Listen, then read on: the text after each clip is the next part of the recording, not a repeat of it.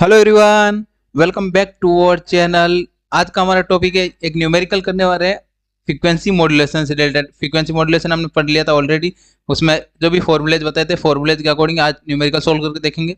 ठीक है, सबसे पहले क्वेश्चन में गिवन क्या क्या है वो लिख लेते हैं।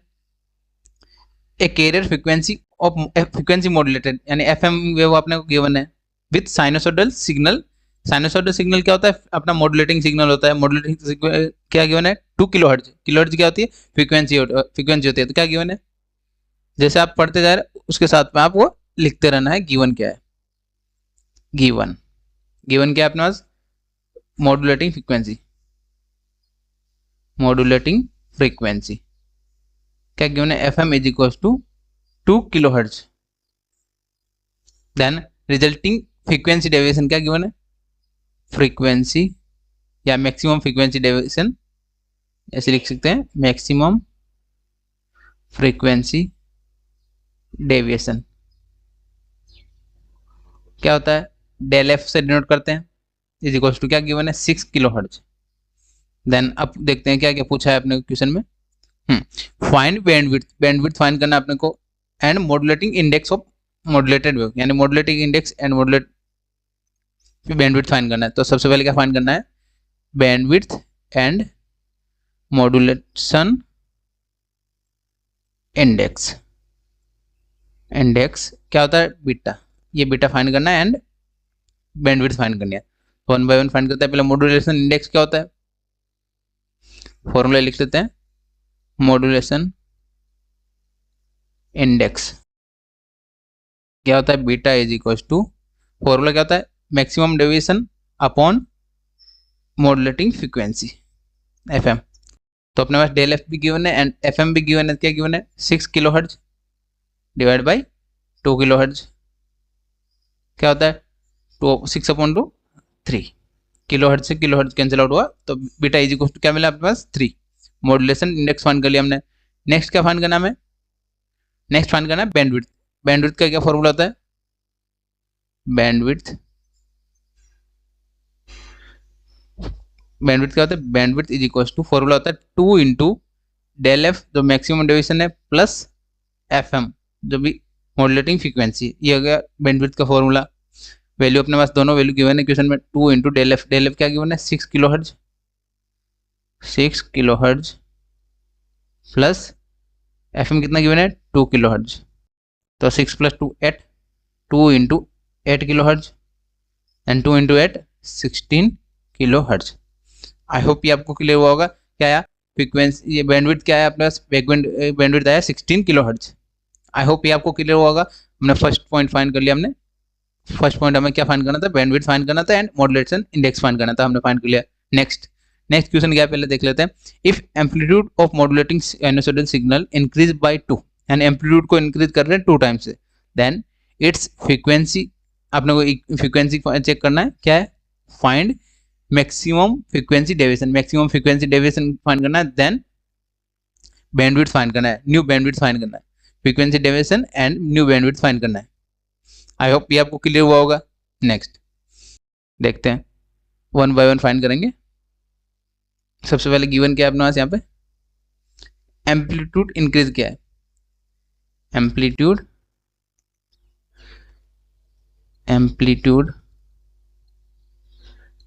इंक्रीज बाय 2 टाइम्स इंक्रीज किया तो क्या आता है? जब भी एम्पलीट्यूड इंक्रीज करते हैं तो फ्रीक्वेंसी डेविएशन करस्पॉन्डिंग इंक्रीज होता है। कैसा होता है? मैं लिख देता हूँ यहाँ पे।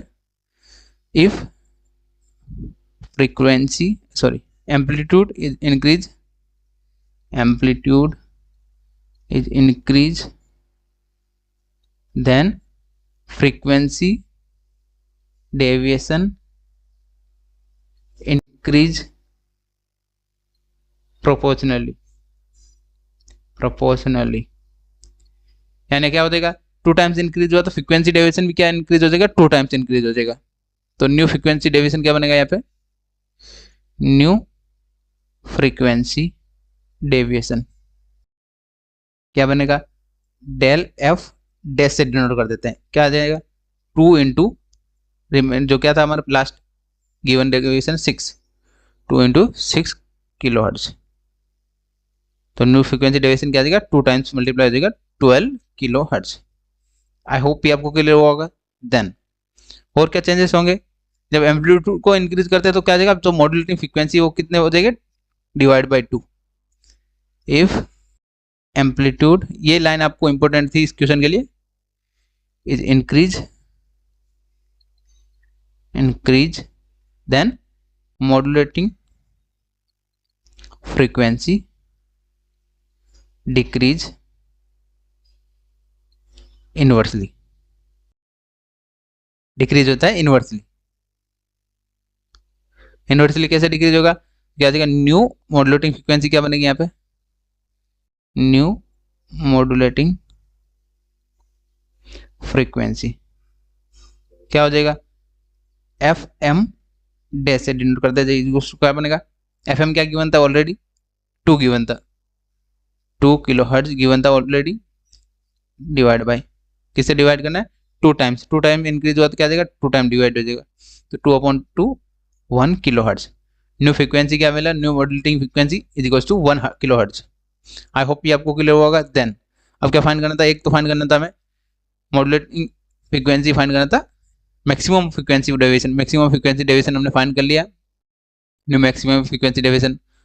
देन नेक्स्ट क्या फाइंड करना था हमें, बैंडविड्थ फाइंड करना था, तो बैंडविड्थ से पहले अपने मॉड्यूलेटिंग इंडेक्स भी फाइंड कर लेते हैं, क्या बनेगा, अगर आप मॉड्यूलेशन इंडेक्स, तो न्यू मॉड्यूलेशन इंडेक्स को डिनोट करते हैं beta dash is equal to क्या बनेगा, frequency deviation, new frequency deviation del F dash upon new frequency modulating frequency F M dash. तो यहाँ पे क्या वैल्यू बन रहा है, वैल्यू पुटअप कर देते हैं, क्या था 12 किलो हर्ट्ज,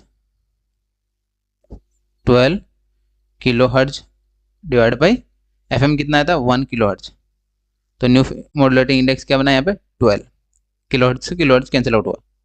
आई होप ये आपको क्लियर हुआ होगा। नेक्स्ट क्या फाइंड करना था, बैंडविड्थ, न्यू बैंडविड्थ, न्यू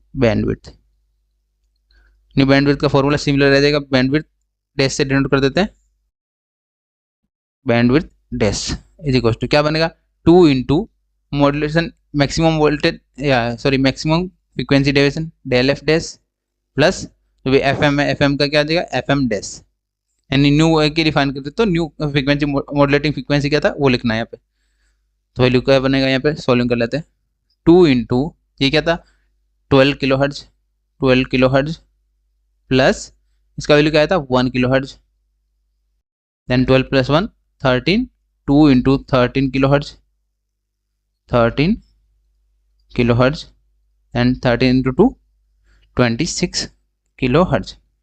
आई होप ये आपको क्लियर हुआ होगा 26 किलो हर्ट्ज कैसे फाइंड किया हमने, ये टॉपिक नंबर 2 हमने जो भी कॉन्सेप्ट क्वेश्चन नंबर 2 है उसमें फाइंड कर लिया। आपको मेनली ये दो जो मैंने ब्लू लाइन लिखी है उनको ही इंपॉर्टेंट ध्यान देना है। If amplitude increase then frequency deviation also increase, and amplitude increase होगा तो मॉड्यूलेटिंग फ्रीक्वेंसी डिक्रीज होगा। ठीक है, जितने पॉइंट से इंक्रीज करेगा वो भी फ्रीक्वेंसी डेविएशन भी उतने पॉइंट से इंक्रीज हो जाएगा एंड डिक्रीज हो जाएगा मॉड्यूलेटिंग फ्रीक्वेंसी। आई होप ये आपको क्लियर होगा। इसमें किसी को डाउट है तो आप कमेंट में पूछ सकते हैं, और जिन्होंने अभी तक चैनल को सब्सक्राइब नहीं किया चैनल को सब्सक्राइब करके रख लेना। एंड और भी रिमेनिंग फ्रीक्वेंसी जो एफएम मॉड्यूलेशन से रिलेटेड प्रॉब्लम है चैनल पे आपको मिल जाएगा प्लेलिस्ट में, पीसीएस का प्लेलिस्ट है। ठीक है, थैंक यू फॉर